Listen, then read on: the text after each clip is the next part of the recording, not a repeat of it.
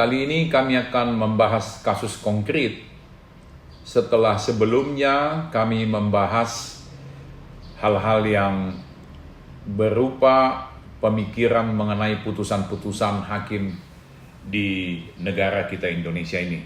Saudara, baru saja kita dengar mengenai mafia-mafia tanah yang dikemukakan oleh mantan Wakil Menteri Luar Negeri Indonesia, Bapak Dino Patijalal, mengenai 5 sertifikat ibunya yang tiba-tiba beralih tangan. Kami tidak bisa menjudge masalah itu karena kami tidak tahu persis masalahnya. Tetapi jelas dikatakan bahwa telah terjadi mafia tanah yang mengakibatkan beralihnya hak atas sertifikat itu ke tangan orang lain. Saudara, tentu saja kami sangat dukung itu. Membongkar sampai tuntas masalah-masalah mafia tanah yang mengakibatkan orang lain kehilangan hak atas tanah. Saudara, kami mau cerita di sini hal yang sama yang kami alami, yang dialami oleh klien kami, sampai tanahnya yang tidak pernah dijual, tidak pernah digadaikan, tidak pernah apapun, tiba-tiba lepas dari tangannya, dan di atas tanah itu kemudian berdiri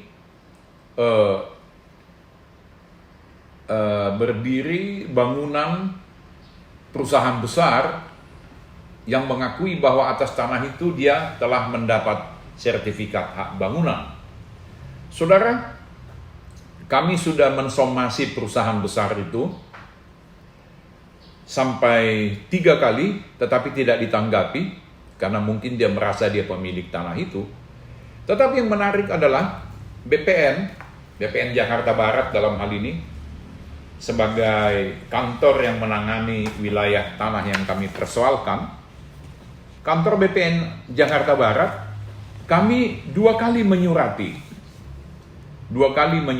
tahun lalu dan tahun ini, tahun 2020 dan tahun 2021 ini. Yang intinya adalah mohon penjelasan mengenai kenapa bisa diterbitkan sertifikat hak guna bangunan nomor 3393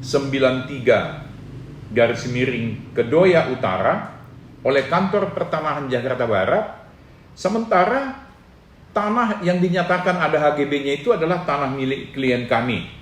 Ya, berdasarkan girik kami catat di sini C1743 Persil 4 Blok S2 Romawi seluas 16.800 meter persegi.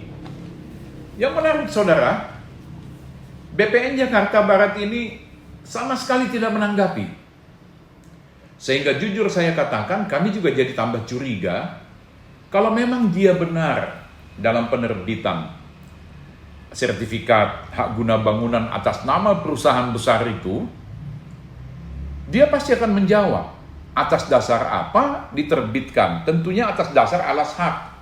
Lalu alas hak yang mana? Karena klien kami punya girik di sana. Girik itu adalah hak milik saudara.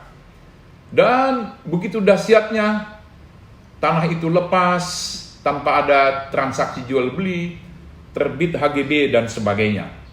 Sekali lagi sangat kami sayangkan sikap dari BPN Jakarta Barat yang tidak mau menjawab surat tersebut.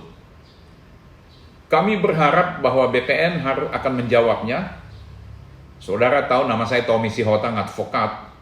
Atau mungkin perlu juga Pak Sofyan Jalil seperti kemarin menerima Bapak Dino Patijalal untuk mengetahui juga kasus-kasus beralihnya hak tanah tanpa jelas peralihan haknya.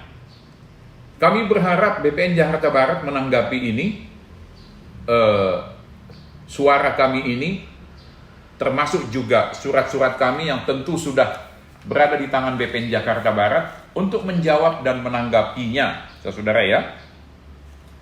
Sekali lagi kami mohon Pak Menteri, karena anak buah Anda di lapangan di Jakarta Barat tidak menanggapi surat kami, tolong Pak Menteri, apapun bentuknya, membentuk tim atau menyurati BPN, tolong dijawab surat kami ini, biar ketahuan gimana duduk masalahnya. sampai tanah klien kami itu 16.000 meter persegi tiba-tiba beralih haknya kepada perusahaan besar yang nggak jelas urusannya. Saya kira demikian. Sekali lagi kami sangat mendukung dibongkarnya mafia-mafia tanah, ya, yang mengakibatkan hilangnya hak-hak tanah rakyat dan menjadi milik korporasi besar. Demikian dari saya, salam keadilan, Tommy Sihotang, advokat. Terima kasih.